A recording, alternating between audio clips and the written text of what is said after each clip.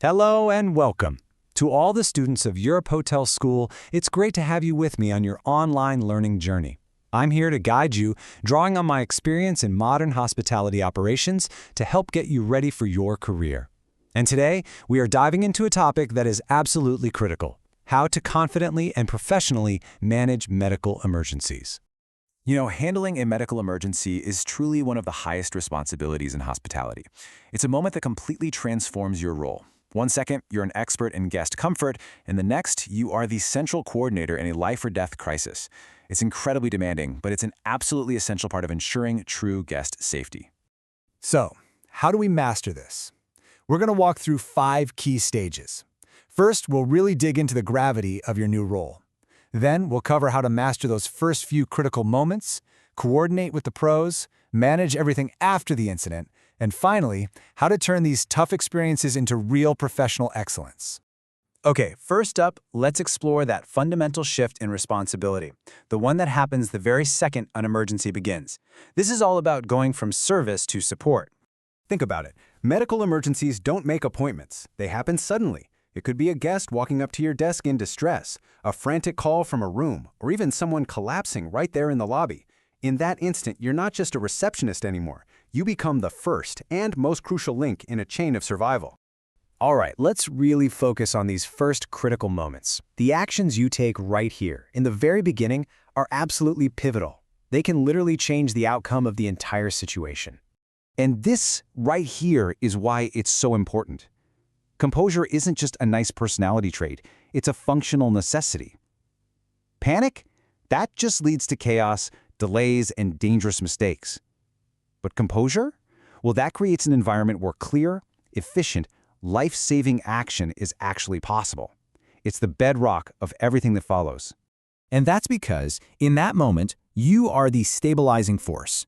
Your calm voice, your controlled actions, they set the emotional tone for everyone.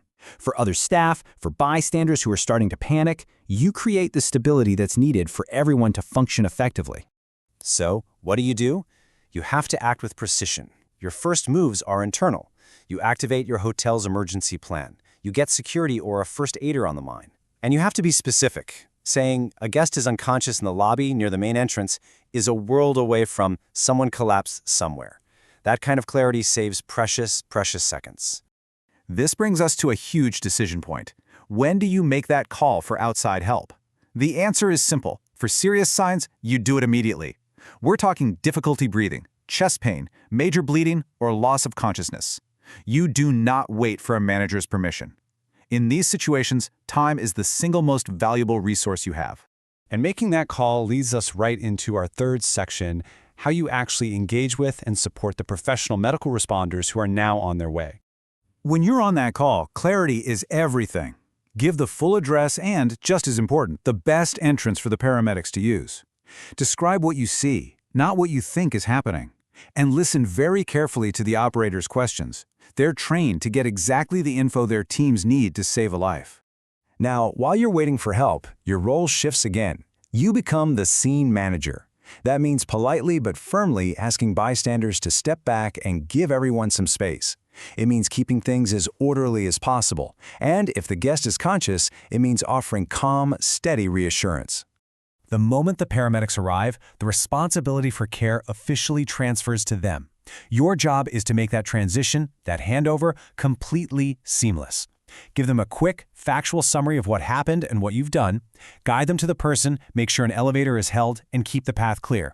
A smooth handover is critical. So the ambulance is pulled away. You might think it's all over, but your duties are not done yet. The period right after the incident requires a different, but just as important, set of skills. So let's ask that question. Is the emergency really over? Well, for the guest, their medical journey is just continuing. But for you, the focus now shifts to documentation, to confidentiality, and to supporting anyone else who might have been affected by what they saw.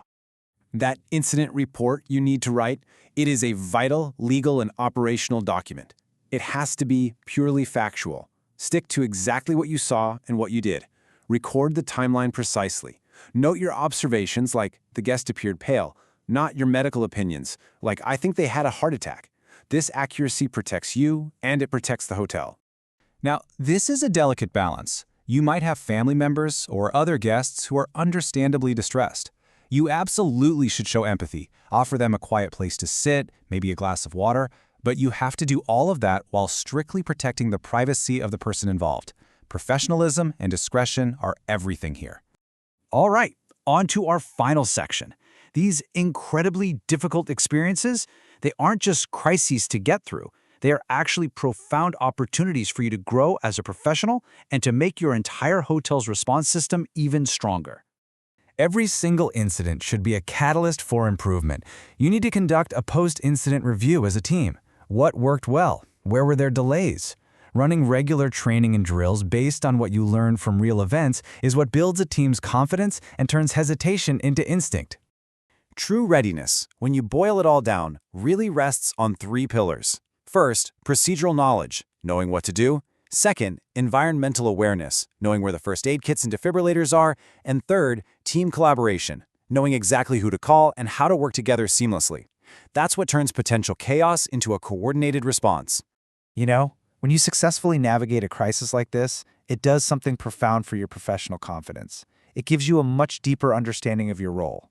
You'll see that true hospitality isn't just about comfort and convenience. It's about providing safety and genuine care when it matters most. Because behind all the protocols, all the procedures, this is the simple truth. These moments strip everything else away and reveal a fundamental human responsibility, caring for another person when they are at their most vulnerable. Your actions embody the very heart of what hospitality is all about. And in the end, the trust a guest puts in a hotel is truly immense. It's earned not just with a welcoming smile, but with the quiet assurance that if the worst should happen, they will be looked after with competence, with compassion, and with professionalism. That assurance, that is the highest form of service you can possibly provide.